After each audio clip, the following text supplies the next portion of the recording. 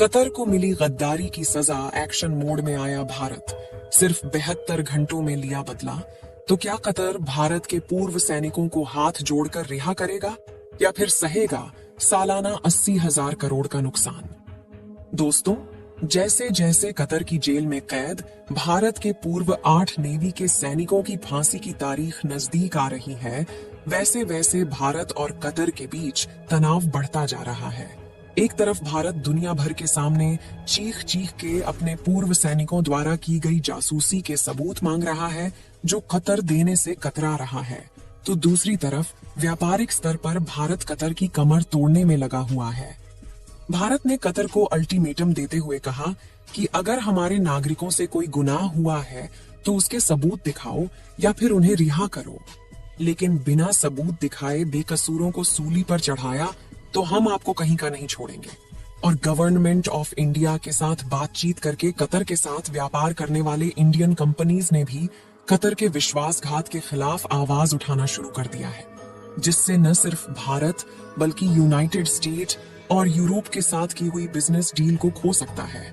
और वहीं भारत सरकार ने कतर एयरवेज पर भी 57,000 करोड़ की टैक्स चोरी का आरोप भी लगाया है।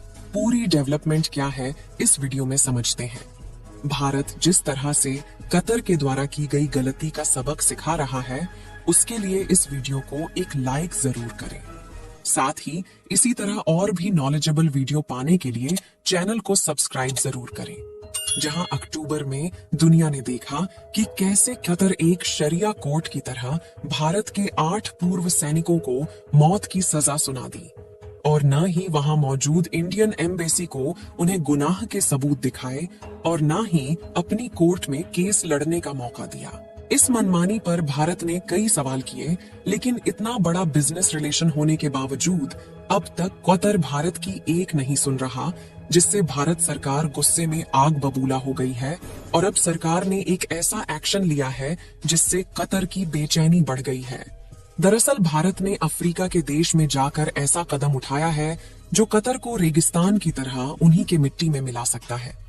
जहां भारत ने अफ्रीका के देश मोजाम्बिक के साथ मिलकर 72 घंटों में एक ऐसी डील कर दी है जिससे कतर को विश्वासघात की बहुत बड़ी सजा मिल चुकी है।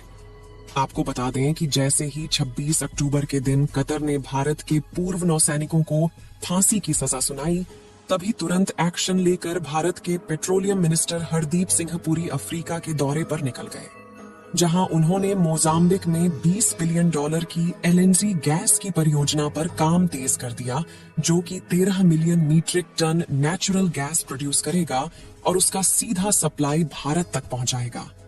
इस प्रोजेक्ट की जानकारी देते हुए ऑयल मिनिस्टर हरदीप पुरी ने कहा कि यह एक गेम चेंजर साबित हो सकता है। आपको बता दें कि लिक्विड नेचुरल गैस के लिए भारत खाड़ी देशों पर निर्भर है और हम सालाना 20 million metric ton LNG gas import करते हैं, जिसमें से 50% यानी 11 million metric ton natural gas तो सिर्फ कतर सप्लाई करता है। यानी कि नेचुरल गैस के लिए हम कतर पर निर्भर हैं। इसी बात पर उड़ते हुए कई बार भारत के साथ पंगे ले चुका है, क्योंकि उसे लगता है कि हम कुछ भी करें, भारत हमेशा चुप रहेगा। लेकिन कतर की ये हवाबाजी अब उस पर भारी पड़ चुकी है, क्योंकि भारत पहले से ही नेचुरल गैस के लिए कतर पर निर्भरता को कम करना चाहता था। इसलिए वह दूसरे देशों में नेचुरल रिसोर्सेज के भंडार खरीदने की कोशिश में लगा हुआ था। अगले महीने भारत सरकार ने पेट्रोलियम मिनिस्टर हरदीप सिंह पुरी को मोजाम्बिक डील फाइनल करने के लिए भेजा था, और अब यह डील फाइनल हो चुकी है, जिससे कतर की रातों की नींद उड़ गई है। क्योंकि अगर मोजाम्बिक भारत की नेचुरल गैस की डिमांड पूरी कर देगा तो रातों रात कतर की अर्थव्यवस्था लड़खड़ा जाएगी और कतर जल्द ही मिट्टी में मिल जाएगा, क्योंकि कतर हर साल भारत को $7.5 बिलियन यानी करीब 7,000 करोड़ रुपए का पेट्रोलियम गैस सप्लाई करता है। अब आपको बता दें कि इतने बड़े व्यापारिक रिश्ते के बाद भी कतर का भारत से बर्ताव सही नहीं था, और उसके बाद भी जब उन्होंने भारत के पूर्व नौसैनिकों को फांसी की सजा सुनाई, तभी भारत की सबसे बड़ी natural gas company pronate gas limited के कतर के साथ डील खत्म हो गई। यहाँ तक कि कतर की हवा टाइट करने के लिए एक और देश ने भारत के साथ में हाथ मिला लिया है, और यह देश भारत को अब न सिर्फ पेट्रोल, डीजल और गैस के अल्टरनेटिव को बनाने की टेक्नोलॉजी देगा, बल्कि गोल्ड जैसे कुछ इंपॉर्टेंट एलिमेंट्स भारत को सीधे तौर पर ऑफर किए जा रहे हैं। हालांकि इस देश के साथ भारत के पिछले कुछ विवाद रहे हैं, लेकिन यह देश भारत के साथ पुरानी सभी दिक्कतों को खत्म करने के साथ आगे बढ़ना चाहता है। दोस्तों, हम बात कर रहे हैं ब्राजील की, जिसके लिए आज भारत दुनिया का 5वां सबसे बड़ा ट्रेडिंग पार्टनर है। आज यह खबर सामने निकल गई है कि WTO यानी कि वर्ल्ड ट्रेड ऑर्गेनाइजेशन ने भारत और ब्राजील के बीच में 2019 में विवाद हुआ था, जहां पर ब्राजील ने एलोकेशन लगाए थे कि भारत बड़े स्केल पर शुगर से एथनॉल प्रोड्यूस करेगा। इसके अलावा शुगर पर भारत का बड़ा कंट्रोल है और इससे फूड सिक्योरिटी डिस्टर्ब हो सकती है। अगर देखा जाए तो फाइनली कतर के साथ अब जाकर भारत ने खेलना शुरू कर दिया है और भारत अब सही मायनों में जियोपॉलिटिक्स का असली मतलब कतर को सिखाने वाला है, क्योंकि कतर के केस में भारत कोई रियायत नहीं बरतने वाला। भारत ने ऐसा कदम उठा दिया है जिसकी वजह से कतर की उल्टी गिनती शुरू हो गई है। भारत एक बड़ी मात्रा में LNG का इंपोर्ट कई देशों से करता आ रहा है, लेकिन कतर से कुल LNG इंपोर्ट का 50% खरीदा जाता है। इस बड़े LNG इंपोर्ट की वजह से कतर ने भारत के बीच करीबन $11 बिलियन का ट्रेड बैलेंस खड़ा हो चुका है और इसमें भी कतर का पलड़ा भारी है। लेकिन भारत ने इस पलड़े को अपनी ओर झुकाने के लिए एक ऐतिहासिक कदम उठा दिया है।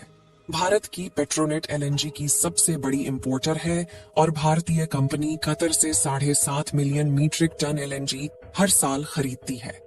आपको बता दें कि जब तक भारतीय नेवी ऑफिसर को कतर ने किसी तरह की सजा नहीं सुनाई थी, तब तक पेट्रोनेट का plan 1 million metric ton LNG और खरीदने का था। लेकिन पेट्रोनेट अब इस डील के अंतर्गत किसी भी एडिशनल खरीद के साथ आगे नहीं बढ़ना चाहती। अगर ब्राजील और भारत की बात की जाए तो इस छोटे से इंसिडेंट की वजह से दोनों देशों के बीच में थोड़ी सी कहासुनी हुई थी, लेकिन इन सब चीजों को पूरी तरीके से खत्म किया जा रहा है, जहां पर ब्राजील ने ऑफिशियल अनाउंसमेंट कर दी है कि वह भारत को फ्लेक्स फ्यूल और एथेनॉल प्रोड्यूस करने वाली सभी टेक्नोलॉजी ट्रांसफर करने जा रहा है। और इसमें भारत की अहम भूमिका है। जब भारत ने G20 समिट के दौरान ग्लोबल अलायंस की बात कही, जिसमें बड़े बड़े अरब देशों ने भी पार्टिसिपेट किया था और लगभग सभी बड़ी अर्थव्यवस्था वाले देशों ने यहाँ पर पार्टिसिपेट किया, इसीलिए ग्लोबल बायोफ्यूल से काफी प्रोजेक्ट बन जाता है, जिसमें सभी देश अपना योगदान देना चाहते हैं ताकि वो ज्यादा से ज्यादा प्रॉफिट कमा सके। आपको बता दें कि भारत सरकार कतर में फंसे 8 भारतीय ऑफिसरों को बचाने के ऊपर काम कर रही है और हम आपको यकीन दिलाते हैं कि जल्द ये भारतीय ऑफिसर भारत लौटने वाले हैं। बाकी आपको क्या लगता है, भारत सरकार इन्हें बचा पाएगी या नहीं? अपनी राय कमेंट में जरूर बताएं। इस वीडियो को एक लाइक जरूर करें और अपने दोस्तों तक इस वीडियो को शेयर करें ताकि उन्हें भी जानकारी मिल सके। इसी तरह और भी नॉलेजेबल वीडियो देखने के लिए अपने भरोसेमंद चैनल को सब्सक्राइब करके बेल नोटिफिकेशन को ऑल पर जरूर रखें। वीडियो को अंत तक देखने के लिए धन्यवाद।